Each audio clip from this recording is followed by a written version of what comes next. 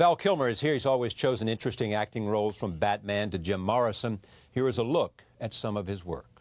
I'm not the first guy who fell in love with a girl he met in a restaurant, who then turned out to be the daughter of a kidnapped scientist, only to lose her to her childhood lover who she'd last seen on a deserted island, and who turned out 15 years later to be the leader of the French underground. I know. It all sounds like some bad movie.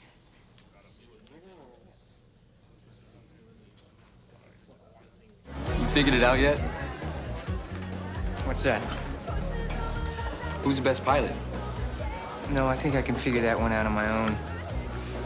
I heard that about you. You like to work alone. You know that it would be untrue.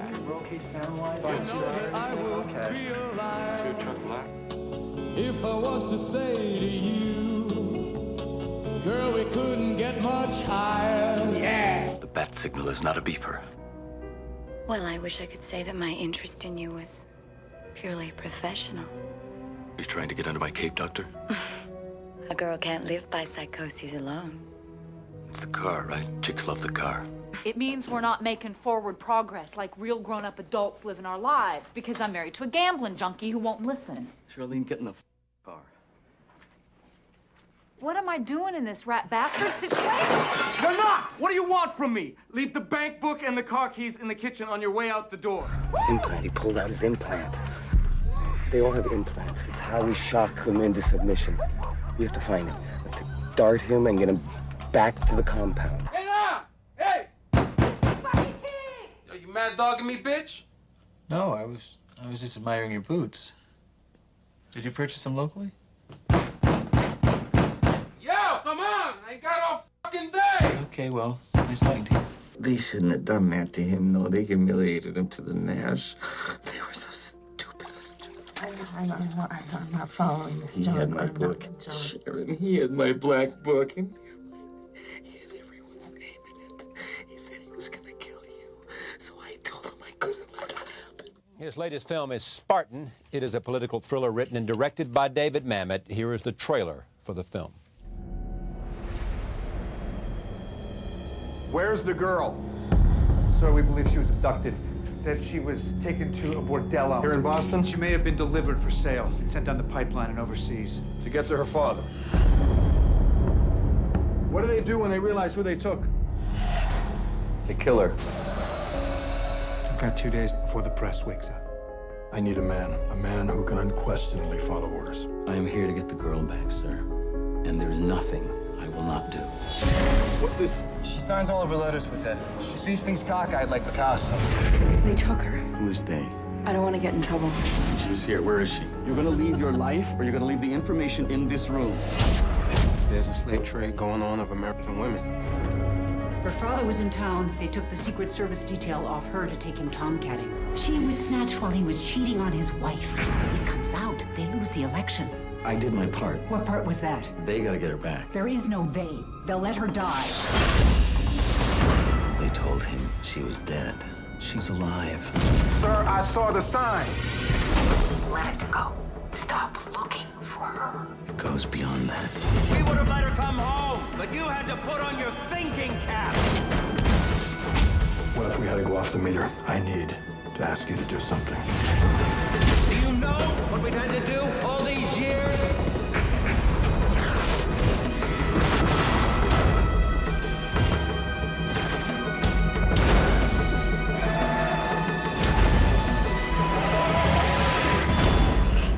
Who are you?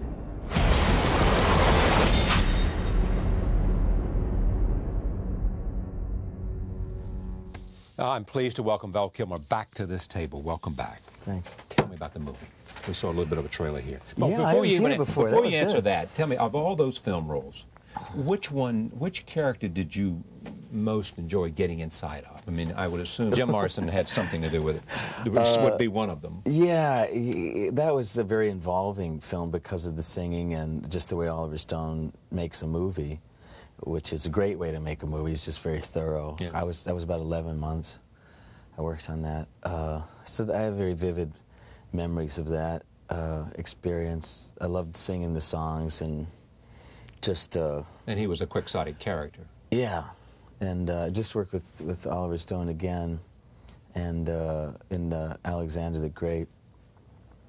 And he just has such a great energy about the subject. Whatever he's doing, he's thoroughly involved in it, and he cares more about the questions that the story brings up than the answers. He doesn't write to try and impress the intelligentsia of what he already knows. He wants answers to questions that matter to him. Yeah, whether it's Kennedy or Vietnam or. So I have a fond memory of that. But they're all, you know, I'd like a copy of that. Well, we can arrange. I'll show my children. They're two now. What, 13, 11, and 12 and 8. 12 and 8. Yeah. My daughter's 12. This is a chance to work with David Mamet. It was fantastic. He's very courageous writer. He's got there was an article in some magazine when we started shooting, and had nothing to do with our film or David, and it said, he spat out the statement Mamet-like, and I brought it in. He hadn't seen it, just to have that kind of recognition for your writing style is quite a tribute. And you know him. He's just a great man. He's a great father, and he really loves life. And a powerful writer. Yeah. Yeah. And this story's got a great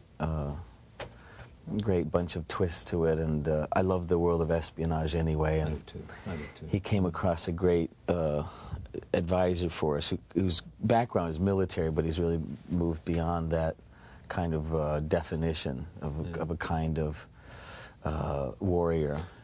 If there was, I mean, I hadn't thought about this until you said it. If there is a genre of film that I like, other than some great sweeping film like Lawrence of Arabia or films that we could talk of like Citizen Kane, that kind of thing, it is spies. You know, because it's about mirrors and you don't quite know what the truth is, and you know, it has everything to do with all kinds of mysteries and compromises and not trusting and trusting. Yes, I really love what John le Carré has one of his characters say about what it means to be a spy or an espionage, and that's that what a government is willing to have an individual do in that world of espionage defines the character of the nation. Right. For good or ill, if it's a covert operation or an overt experience. And that sort of speaks to the heart of Spartan, because he's given a job, a very simple plot to find the daughter of the president that's gone missing.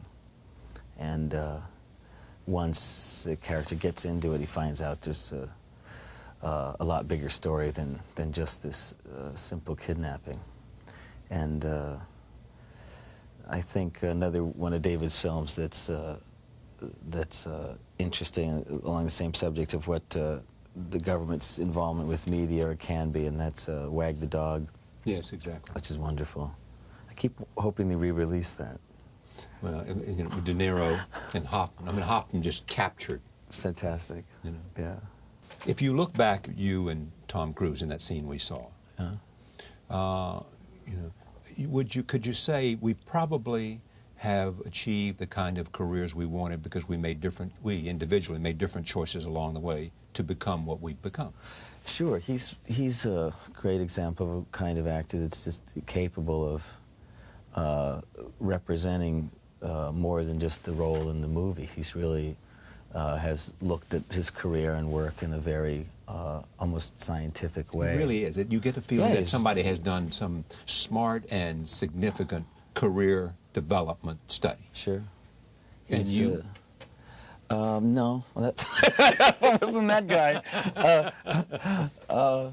I have a lot of admiration for actors that are able to do more than just act. I write, and I really love my family, and I love my community, and I've tried to contribute to my business by being dedicated. But I don't know where the time goes. I just don't know how to do what those guys do. It's just that kind of level of fame is admirable. If that's what you want, but you don't think that you could have done that? You would have had to sacrifice some things that brought you more income, psychic income, more satisfaction.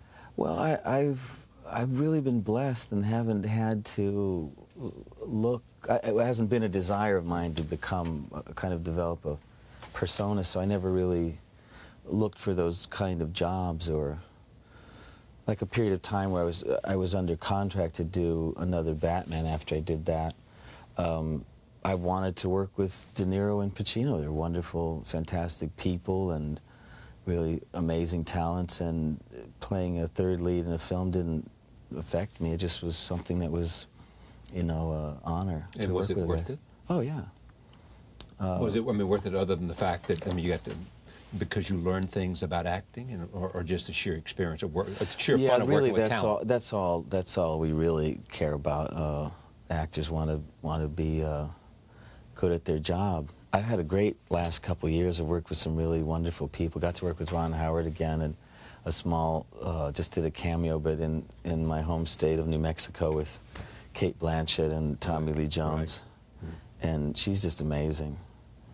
And I'm really proud of that, because one of the reasons they chose New Mexico is something I helped contribute, which is I'm on the film commission there now, and we put together a good proposal to as incentive for movie companies to work in New Mexico. Yeah. Yeah. So we brought about $40 million into the state so far. Oh, it can be great. Yeah. I mean, North Carolina makes a real strong effort. Yeah, we used a couple different states' programs that worked out. Like North Carolina? Yeah. Take a look at this. This is where Derek Luke, who we mentioned plays Curtis, reveals evidence to Scott, played by Val, that the girl is not dead, as the government reported. Is there an operation in Dubai, sir? Pal, the girl fell off a boat. She's dead. I'm on leave. I don't know nothing about Dubai. I don't know what the hell you want with me. Sir, I saw the sign. What sign is that? At the beach house. She was there. She wasn't there. She died on a boat. I saw the sign. Sir. You saw the sign? You were up for a week. You could have seen Jack Ruby. You don't know what you saw your first time. Sir, I know what I saw. You didn't see no sign, baby, because she wasn't there. The hardest thing, you know what it is? It isn't going in the door, it's coming out. I told you everything I know. Stand down. Sir, take a look in the back. Stand down! Sir, under my mat. This got caught in my mat at the beach house. Would you tell me what that is?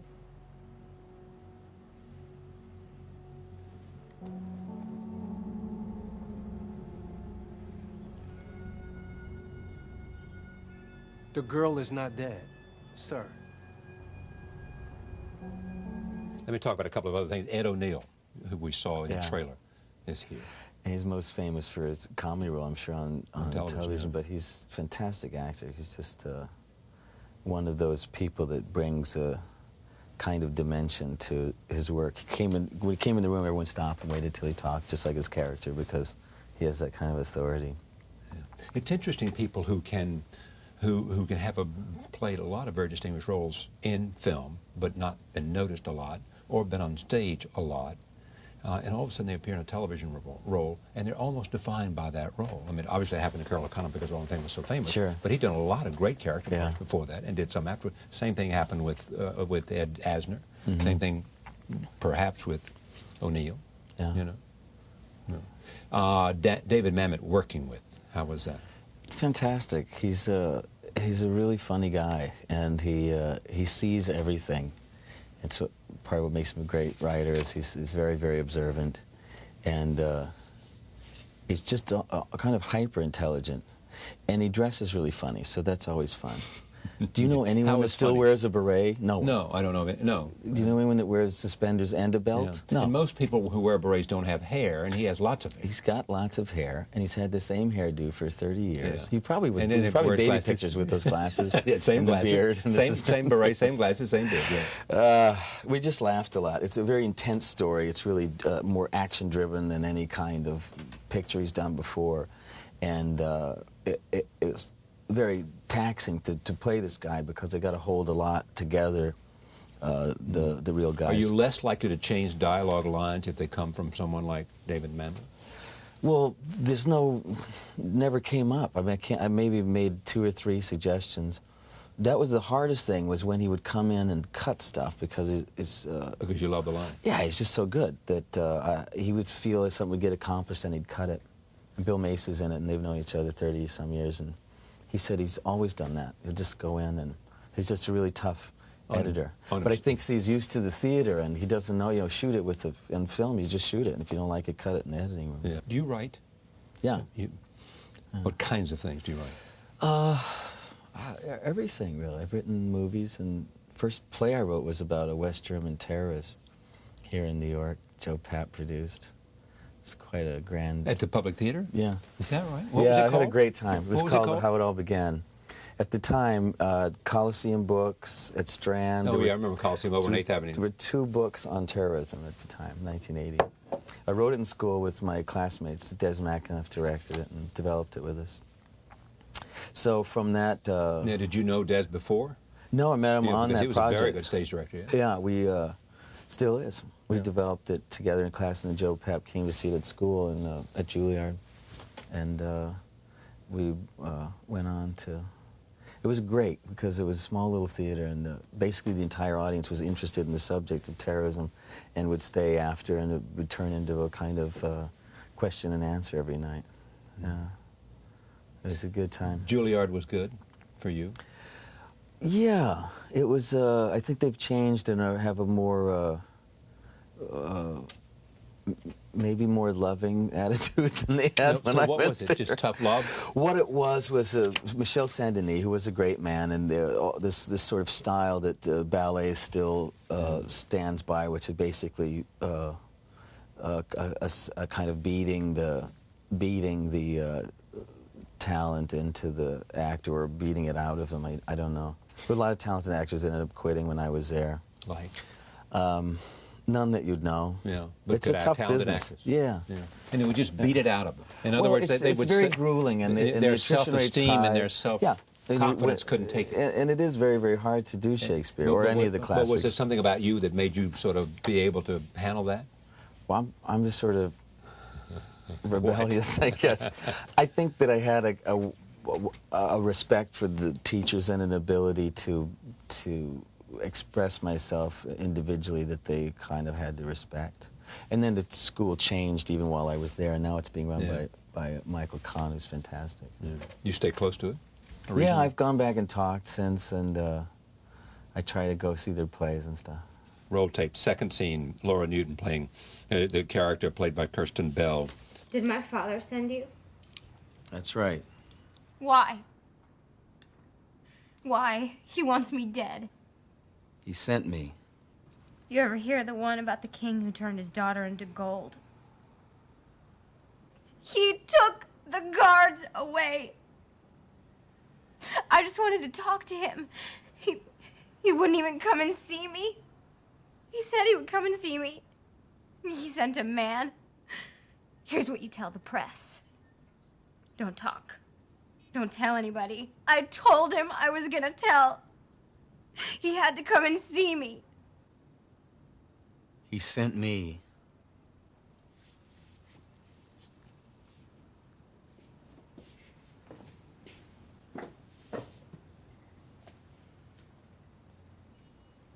I don't want to go home. You tough, honey? I think you're tough. One last thing. You made a documentary called, what was it about the nuclear, what was it called, Journey to? Yes, Journey to Freedom was one of the episodes that was most successful. That's when we met. I was doing a documentary, ended up out of New Mexico with a lot of the original guys that had helped on the Manhattan Project for the atom bomb. Shigeko Sasomori was a wonderful Japanese woman who was blown up in Hiroshima.